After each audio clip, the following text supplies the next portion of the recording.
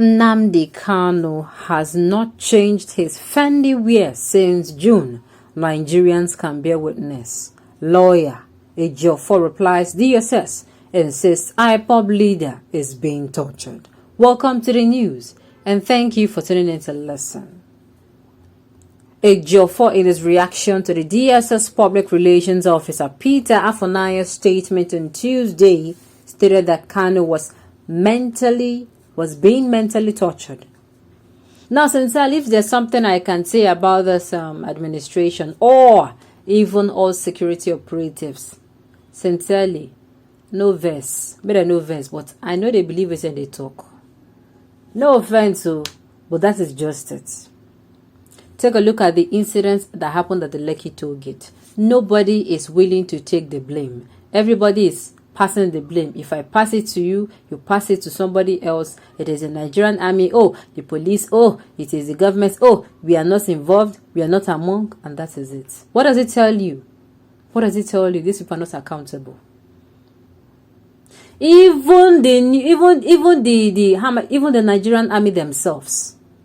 There was one particular incident where a video clip was making rounds on social media about people who were putting on army uniform. Their uniform, it was there. And these people were going into villages, shooting inside people's houses. And the army came and said, "You're not the one, they're not among." How then do you want us to believe? It is clear that this man, they have not been giving him the freedom, even after the courts have told them and ordered them to do so. They flaunt court orders. Now, my own is, the court is there, they are flaunting the order. How are we supposed to believe that they will also, when the court gives a judgment now, that they will also take it? Yes, and tomorrow they'll come out and say, oh, the judiciary, they don't want to interfere. Oh, God.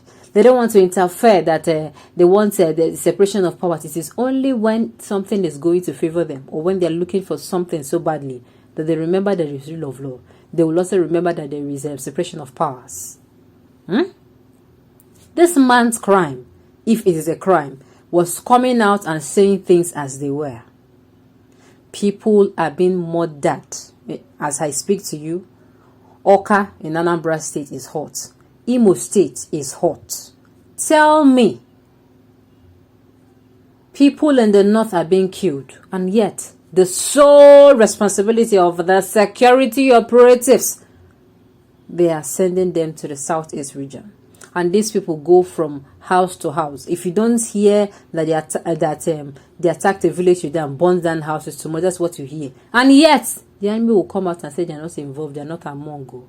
And I'm saying, wow, if it has gotten to this point, that is why you hear me keep saying on a daily basis that these people called the Nigerian army, both the Nigerian police force, the civil defense corps, whatever, they have been compromised. Now listen to the news in detail.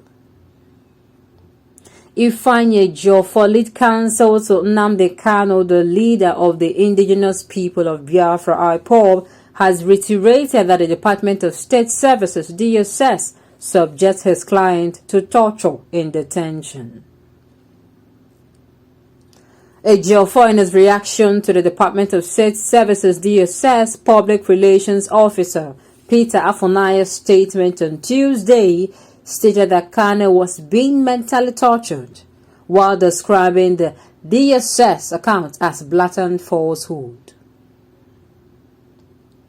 In a statement obtained by Sahara reporters on Wednesday, Ejiofor said, "Our position was to totally ignore the blatant falsehood deliberately dished out to the public by the Department of State Services spokesperson, Mr. Afonaya.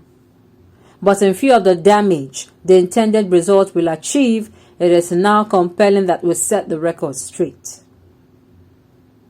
From Mr. Afonaya's analysis, it is evident that he is not even familiar with the extant provision of an Anti-Torture Act 2017, a law every law enforcement official and personnel have sworn to protect. Our client, Nnamdi Kanu, need not be subjected to daily beatings and floggings by the personnel of the Department of State Services, DSS, before he can be qualified as being tortured. No. Section 2B4 of the Anti-Torture Act 2017 defines torture to include mental or psychological torture, which is understood as referring to such cruel, inhuman, and or degrading treatment calculated to affect or confuse the mind or undermine a person's dignity and morale, such as 5. Confinement in solitary cells against their will or without prejudice to their security.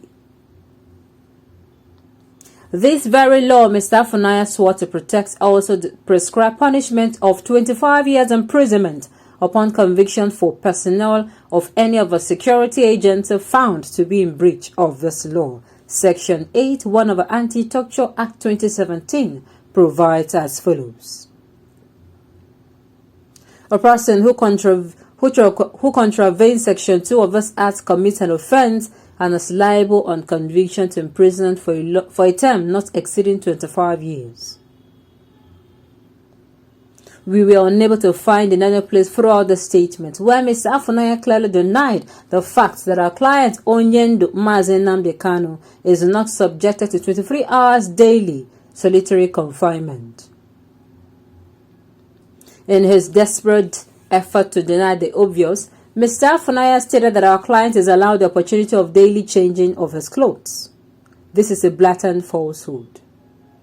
Apart from his lawyers and persons who have visited him in custody, these facts can be verified from a highly respected man of God, Bishop Sunday Onoha, who can confirm that on 2 occasions he visited Nnamdi Kanu at the DSS facility. He was putting on the same clothes, joggers up and down.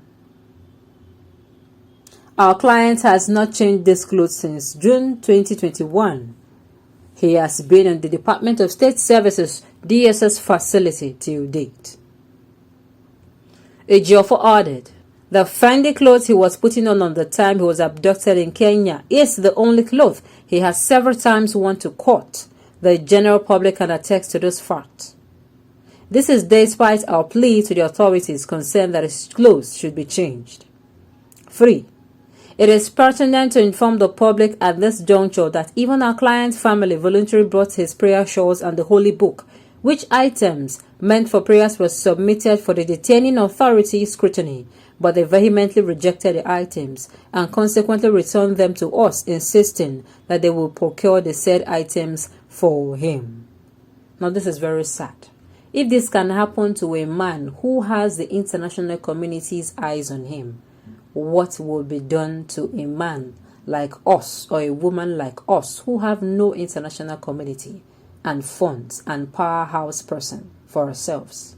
Sad indeed. On this note, we have come to the end of the news. We say thank you for tuning in to listen. Until I come your way next time, enjoy the rest of your day.